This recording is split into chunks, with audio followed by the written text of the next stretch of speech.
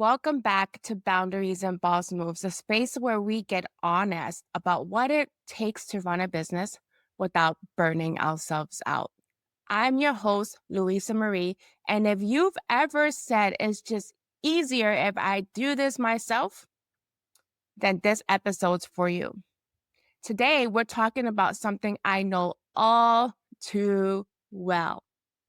Doing everything yourself and wondering why it still feels like you're running behind.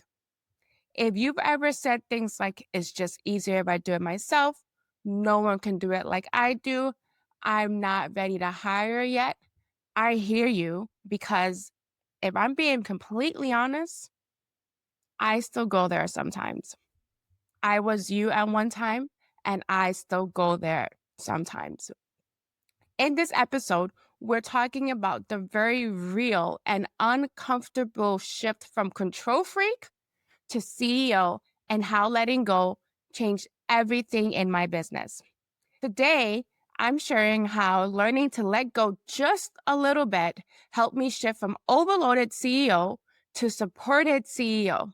We'll get into mindset, delegation, and how hiring the right person, even for just a few hours a week, can completely change how your business runs and how you feel while running it. If your business feels heavy and you're exhausted right now, this one's for you. Let's start with the part that's actually hard to admit. Sometimes we don't delegate not because no one's available, but because deep down inside, we don't believe anyone can do it better than us. And we're afraid. We're afraid they'll mess it up. We're afraid we'll have to go back and fix it anyway. Afraid that it'll reflect poorly on you if something slips. And the list, it goes on. Like I said, I've been there, I've done that. I was in that position. In the position where we keep just doing everything ourselves. And you have this mindset where you say, you know what? I got this far all by myself. So it feels like I don't need anyone. If you're in your business right now, if you're running your business and you're the marketer, the admin, the creative, the customer service rep, you're the business and making it work. Let me tell you, you're not being a CEO. That business is running you to the ground. And I'm here to tell you that what got you here before, what got you here now, isn't what's going to get you to the next level. What made you successful at the start, your hustle, your hands-on approach, your all-in energy isn't what's going to get you to grow your business sustainably. At some point, I want you to listen to this carefully. Doing it all stops being smart and it starts becoming self-sabotage because you hit a wall. You eventually hit a wall. If you haven't got there, you will. You burn out, and suddenly the business you built starts to feel like a burden you can't put down. Now, I'm going to get personal, and it wouldn't be boundaries and boss moves if I didn't get personal. I'm going to tell you about my control era. In the beginning of my business, I wore every single hat. And honestly, I thought I wore most of them well, to be honest, except tech. No, tech I didn't wear very well. Anyways, I had systems, I had standards, and I believe that if I wanted it done right, I had to do it myself. For a long time, I told myself that delegation, that's a later thing. I don't have time for this. When I have more time, I'll delegate. When I make more money, I'll delegate. When I'm more organized, I'll delegate. But guess what? Later never came. And the longer I waited, the messier things got. Because when you're doing everything yourself, it's not long before you're doing nothing well. I'm going to repeat that. When you're doing everything yourself, it's not long before you're doing nothing well. My to-do list, it was never ending. Even with a team of virtual assistants, they were dealing with clients, not my stuff. I was in the middle of everything. Client questions, calendar invites, missed follow-ups, you name it, it all still landed on my plate. And it was exhausting. One day I looked at my calendar and I realized I had a job. I created a job that I couldn't escape from. And here's the kicker. I was the boss. Now, if you worked in corporate or any job in general, Surely you had complaints about your boss. Everyone does. No boss is perfect, right? You complain about either long hours, you complain you have to go in, you complain you have to do that. I know for me, that was it. I'm like, oh my gosh, why do I have to do this? And I'll be mad at my boss. But in this situation, I was the boss. I was the boss. I did this to myself. So I had to stop and ask myself, why was I holding on so tight? Why? Why? And honestly, it was fear. I was scared. It was fear that someone would mess up, fear that I wouldn't get my money's worth, and fear that letting go meant losing control. I wanted to control my business. But what I didn't realize was that my need for control was actually costing me. It was costing me. It was costing me time. It was costing me my peace, growth, and honestly, joy. Joy. That joy that I had when I first started my business was gone. The big shift came when I stopped seeing delegation not as a risk, but I started seeing it as an investment, not just in my business, but in myself as a leader. So I hired an operations assistant that worked with me, not just for my clients. Actually, she didn't work with my clients at all. She's my assistant. She was going to help me bring this business to the next level. Now, let's get real. I'm not going to sit here and tell you that hiring an operations assistant was easy. There was a walk in the park. It wasn't. It wasn't. Letting go, it was not easy. It was awkward. It was so freaking awkward. It was uncomfortable and it was emotional because you are trusting someone with your baby. You build your business and now you're entrusting them to do the back end, to run the operations. And that's hard. It's hard. At first, it was slower.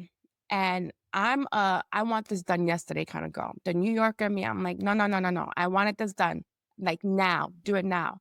But guess what? It didn't work that way because I had to train. I had to communicate better. I had to clean up my processes. Yes, me, an operations manager, I had to clean up my processes. I had to figure out my SOPs. And let me tell you, it was embarrassing. The state of my business was embarrassing. I'm not even going to sit here and lie like I had it all together. No, no. And I told my assistant that. I told her that. And she was so gracious. During this process, I had to double check everything to make sure it was up to my standards. And again, I questioned, like, is this even worth it? Because I was double the work. But it is. It is. It's totally worth it. Over time, trust was built. I gave them ownership, and through that, they brought me fresh ideas. And they made my life easier. And eventually, I was able to breathe. If you're listening to this now, take a deep breath because let me tell you, the amount of times we're reminded to take a deep breath are not enough. Once the trust was built and they were making my life easier, I had time to think again, to plan, to strategize, to actually be the CEO I kept saying I wanted to be, and the CEO I was working with my clients to make them be. I was able to apply the same things to my business, to my life. Getting to the point where I was able to breathe took work on both sides. I'm not going to say it's a one-sided thing. Let me tell you, no, that's not the case. My assistant had to build trust, and I had to be willing to let go. It was a two-way street. Some people think that this is an instant process, and it is not. It takes work on both parts. It takes transparency, it takes communication, and it takes patience. Now, maybe you're listening to this and thinking, I want that. I really want that, but I'm not ready. I don't know where to start. My business is a hot mess behind the scenes. What if they mess up? And let me say this clearly, loud and clear. You are not alone, and you don't have to have it all together to get support. The right person, they will meet you where you're at. They'll help clean things up. They'll hold your hand when needed and give you a little nudge when it's time to step up. Delegation does not mean losing control. It finally means getting to be in control of the right things. Emphasis on the right things. We don't have to control everything in our business. We have to be in control of the right things. So let me leave you with 3 simple, doable steps to help you start delegating, even if you've been doing it all alone for years. Start small and strategic. That's the first step. Don't hire someone and hand them over your whole business on day one. That is not wise at all. And it's not realistic. Let's be real here. Think about 1 to 3 recurrent tasks that drain your energy and don't require your voice or brain power. Like inbox management, data entry, scheduling, sending invoice. Those things, you can start with that. Let it go, delegate it. Number 2, set expectations early. Clarity is kind. Is kind. Give your support person clear outcomes and timelines. Don't expect them to just figure out when you want it. They can't read your mind. This is very important. And I had to learn this. They cannot read your mind. They can't. Walk them through your processes and then back off and let them own it. No one likes to be micromanaged. No one. And number 3, let progress be the win. Will they do it exactly like you? Nope. That doesn't matter. Will it be perfect right away? Also, no. Absolutely no. Hard no. It will not be perfect right away. But that is not the goal. The goal is to get your time back and make space for what actually needs your attention. And that, my friends, that's progress and that's leadership. If you're tired of holding it all together, if you've been waiting for later to finally feel supported, let this be your sign. You don't have to do this alone anymore. You don't have to run your business alone anymore. You're not designed to run your business alone anymore. Think of corporate world. There's departments for a reason. Everyone's got their zone of genius. There is a better way to run your business. And guess what?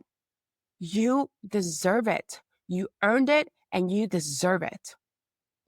Letting go of control does not make you a bad leader. It makes you a real leader. If you're ready to build a business that works with you, not against you, let's talk. Let's have a conversation.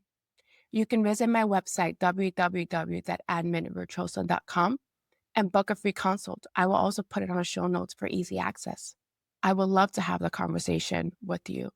I would love to help you figure out what you can let go of, how to clean it up, and how to get the support that fits right where you're at, without guilt, without pressure, and without judgment. Thanks for listening to Boundaries and Boss Moves. I appreciate your time more than you'll ever know. Until then, be kind to your business and even kinder to yourself. And don't forget, boundaries are boss moves. See you next time.